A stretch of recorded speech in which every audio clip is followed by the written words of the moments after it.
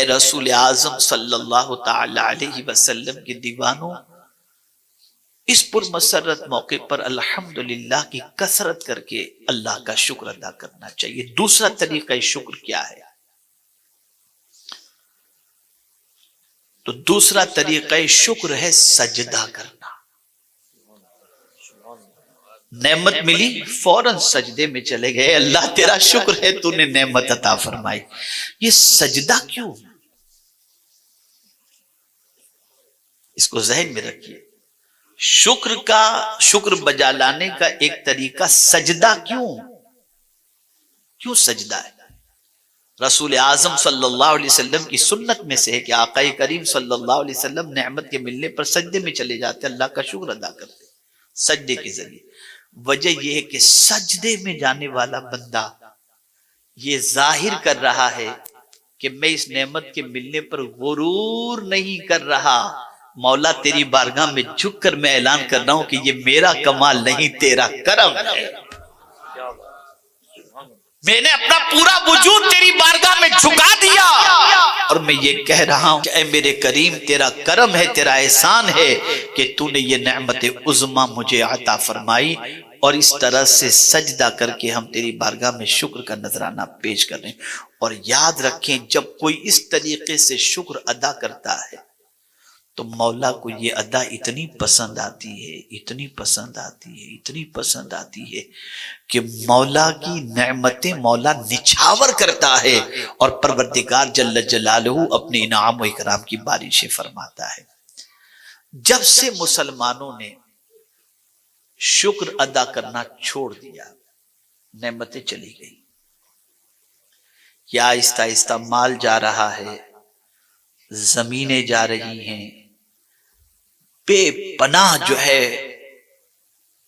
نعمتوں سے انسان محروم ہو رہا ہے۔ وجہ سب سے بڑی کیا ہے؟ ناشکری۔ آقا کریم صلی اللہ علیہ وسلم نے ارشاد فرمایا نعمتیں وحشی درندے کی طرح ہیں، جس طریقے سے وحشی درندے کو اگر نہ باندھا جائے، وحشی جانور کو نہ باندھا جائے تو وہ بھاگ جائے گا، ایسے ہی نعمتوں کو اگر نہ باندھا جائے تو نعمتیں بھی بھاگ جائیں گی۔ تو صحابہ نے عرض کیا یا رسول اللہ صلی اللہ تعالی علیہ وسلم نعمتوں کو کیسے باندھا جائے، ان کو کیسے قید کیا جائے؟ تو رسول اعظم صلی اللہ علیہ وسلم نے فرمایا شکر کے ذریعے۔ جس طریقے سے وحشی جانور باندھ دو تو بھاگ نہیں سکتا، ایسے ہی جب کوئی بندہ اللہ کی نعمت کے ملنے پر شکر ادا کرے پھر وہ نعمت اس سے رخصت نہیں ہوتی، اللہ تعالیٰ اس نعمت کی حفاظت فرماتا ہے۔ جتنی بھی پریشانیاں آتی ہیں وہ ناشکری کی بنیاد پر،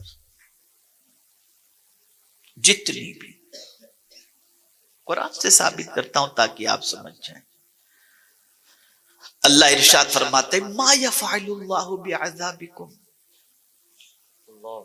اللہ تم کو عذاب دے کر کیا کرے گا؟ ما یفعل اللہ، اللہ کیا کرے گا تم کو عذاب دے کر؟ تم کو عذاب دے کر اللہ کیا کرے گا؟ کیا وہ تمہیں عذاب میں گرفتار کر کے اپنی طاقت کے جلوے دکھانا چاہتا ہے؟ نہیں، طاقت تو اس کی اتنی ہے کہ تم زمین دیکھو تو اس کی طاقت کے جلوے نظر آتے ہیں، آسمان دیکھو تو اس کی طاقت کے جلوے نظر آتے ہیں، پہاڑ دیکھو تو اس کی طاقت کے جلوے نظر آتے ہیں، سب کچھ تو اس کی طاقت کے جلوے دکھا رہے ہیں۔ تو وہ اللہ تم کو عذاب دے کر کیا کرے گا؟ کیا کرے گا تم کو وہ عذاب دے کر؟ ایفعل اللہ، اللہ کیا کرے گا بعذابکم، تم کو عذاب دے کر؟ لیکن عذاب دیتا کیوں ہے؟ جب تم ناشکری کرتے ہو، جب ناشکری کرو گے اللہ کا عذاب آئے گا۔ اسی لیے قرآن نے قید لگا دی ما یفعل اللہ بعذابکم ان شکرتم وآمنتم، اگر تم شکر ادا کرو تو اللہ تم کو عذاب نہیں دے گا، اگر تم ایمان لاؤ تو اللہ تم کو عذاب نہیں دے گا۔ وَكَانَ اللَّهُ شَاكِرًا عَلِيمًا، اور اللہ عز و جل جاننے والا اور قدر کرنے والا ہے، یعنی شکر کرنے والے کی قدر کوئی کرے کہ نہ کرے، میرا مولا اس شکر ادا کرنے والے کی قدر فرما دیا کرتا ہے۔ یہ میرا بندہ بڑا نیک بندہ ہے، میری نعمتوں کی قدر کرتا ہے، میری نعمتوں پر شکر بجا لاتا ہے، شکر ادا کرنے والے بندے میں تیری قدر کرتا ہوں۔ اس کو مثال کے ذریعے اللہ کی ذات ساری تمثیل سے پاک ہے، صرف سمجھنے سمجھانے کے لیے میں عرض کرتا ہوں، کسی نے آپ کو پانی کا ایک گلاس پلایا، آپ پیے، گلاس سائڈ میں رکھ دیے، وہ دوبارہ آپ کو نہیں پوچھے گا کہ پانی پینا ہے کہ نہیں، لیکن آپ پانی پینے کے بعد گلاس دیتے ہوئے کہتے ہیں یار بہت بہت شکریہ آپ کا، جزاک اللہ، تو وہ سامنے سے پوچھے گا اور پیئیں گے آپ؟ وہ پوچھے گا اور پیئیں گے آپ؟ تھوڑی سی بے رخی پر پوچھا نہیں جاتا، اور قدر کرنے پر قدر کی جاتی ہے، پوچھا جاتا ہے۔ تو ایک بندے کا اگر شکر ادا کرو تو وہ دوبارہ پوچھتا ہے، مولا کا شکر ادا کرو گے تو وہ تمہیں نہیں عطا فرمائے گا، وہ نہیں عطا فرمائے گا۔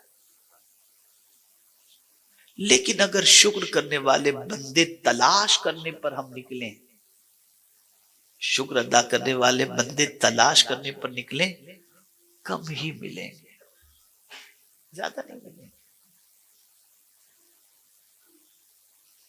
اور اگر میں کہوں تو میرا علم ناقص ہوگا، لیکن مولا کہے تو اس کا علم کامل، اور اس نے خود فرما دیا وَقَلِيلٌ مِّنْ عِبَادِيَ الشَّكُورُ، میرے بندوں میں شکر ادا کرنے والے بہت کم ہیں، بہت کم بندے ہیں جو میرا شکر ادا کرتے ہیں۔ پتا چلا کہ ناشکری کرنے والوں کی تعداد زیادہ ہے اور شکر ادا کرنے والوں کی تعداد کم ہے۔ اب آپ دیکھیے کہاں کہاں شکر ادا کرنا ہے۔ رسول گرامی وقار صلی اللہ تعالی علیہ وسلم پوری رات قیام کے اندر گزار دیتے ہیں، پائے مبارک پر ورم آ جاتے ہیں۔ ام المؤمنین حضرت عائشہ صدیقہ رضی اللہ تعالیٰ عنہ نے دیکھا تو عرض کرتی ہیں یا رسول اللہ صلی اللہ تعالیٰ علیہ وسلم، اللہ رب العزت جل جلالہ نے آپ کے صدقے آپ کے اگلوں اور پچھلوں کے گناہوں کو معاف فرما دیا، پھر آپ اتنا طویل قیام کیوں کرتے ہیں؟ یہ پوری رات قیام کے اندر کیوں گزار دیتے ہیں؟ تو قربان جائیے میرے آقا صلی اللہ علیہ وسلم کے جواب پر، ارشاد فرماتے افلا اکون عبدا شکورا، کیا میں اپنے رب کا شکر گزار بندہ نہ بنوں؟ جس رب نے مجھے اتنی ساری نعمتیں عطا فرمائیں، کیا میں کھڑے ہو کر اپنے رب کی بندگی کر کے اپنے رب کا شکر ادا نہ کروں؟ پیر ملے اس پر شکر ادا کرو، آنکھ ملی اس پر شکر ادا کرو، زبان ملی اس پر شکر ادا کرو، کھانا ملا اس پر شکر ادا کرو، پانی ملا اس پر شکر ادا کرو۔ اللہ کا شکر ادا کرنا مت چھوڑو، اس کو اختیار کرو اپنی زندگی کے اندر، اور خوشی میں بھی اللہ کی حمد بجا لاؤ، اور تکلیف میں بھی اللہ کی حمد بجا لاؤ۔ اس کو میں حدیث کی روشنی میں سمجھاؤں، جب کسی کے گھر کسی کا انتقال ہو جاتا ہے اور انتقال ہونے کے بعد پروردگار جل جلالہ فرشتے سے فرماتا ہے تو نے فلاں کی روح قبض کی، اس کے گھر والے کیا کہہ رہے تھے؟ باپ کی روح قبض کر لی گئی تو بیٹا گھر میں کیا کہہ رہا تھا؟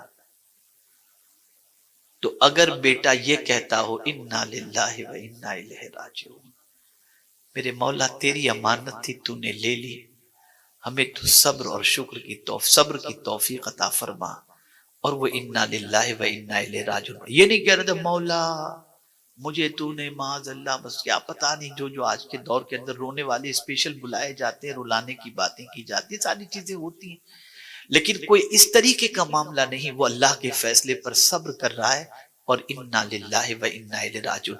کوئی ایسا جملہ اس کی زبان سے نہیں نکلا جس سے مولا ناراض ہو جائے یا مولا کی شکایت ہو، اس نے اللہ کا ذکر کر لیا انا للہ و انا الیہ راجعون۔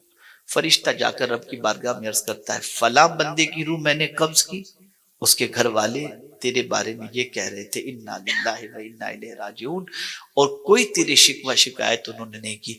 مولا فرمائے گا جنت میں ان کے لیے ایک محل بنا دو جس کا نام ہی رکھ دو بیت الحمد، نام ہی رکھ دو بیت الحمد، تعریف کرنے والا گھر۔ سبحان اللہ سبحان اللہ۔ آپ سوچئے، اندازہ لگائیے، آپ کے ماتم کرنے سے، واویلا مچانے سے، شور مچانے سے مرا ہوا زندہ تو نہیں ہوگا، لیکن تعریف کرنے پر اللہ تعالیٰ، اللہ کی حمد بجا لانے پر، اللہ عز و جل کے ذکر کرنے کی بنیاد پر اللہ تعالیٰ جنت میں ایک محل عطا فرمائے گا۔ تو یاد رکھو میرے پیارے آقا صلی اللہ علیہ وسلم کے پیارے دیوانوں، نکاح کے موضوع پر کئی باتیں ہو چکی ہیں، لیکن میں صرف یہی چاہ رہا تھا کہ کچھ توجہ کو تھوڑی سی آپ کی اس طرف بھی لے جاؤں کہ خوشی کے اندر خدا کو جو بھولنے کا رویہ ہے نا، اس رویے سے آپ بچ جائیں کہ خوشی کے موقع پر میں آپ کو بتاؤں، شادی میں اور ڈھول تاشا نہ ہو تو آدمی سوچتا ہے یہ شادی ہے یا ماتم ہے۔ نہیں، شادی ہو اللہ کا ذکر کرو، کوئی خوشی نصیب ہو اللہ کا ذکر کرو، اس لیے کہ اللہ کا ذکر کرو گے، اللہ کا شکر ادا کرو گے، مولا راضی ہوگا، مولا خوش ہوگا، اور مولا انعام و اکرام کی بارشیں نازل فرمائے گا۔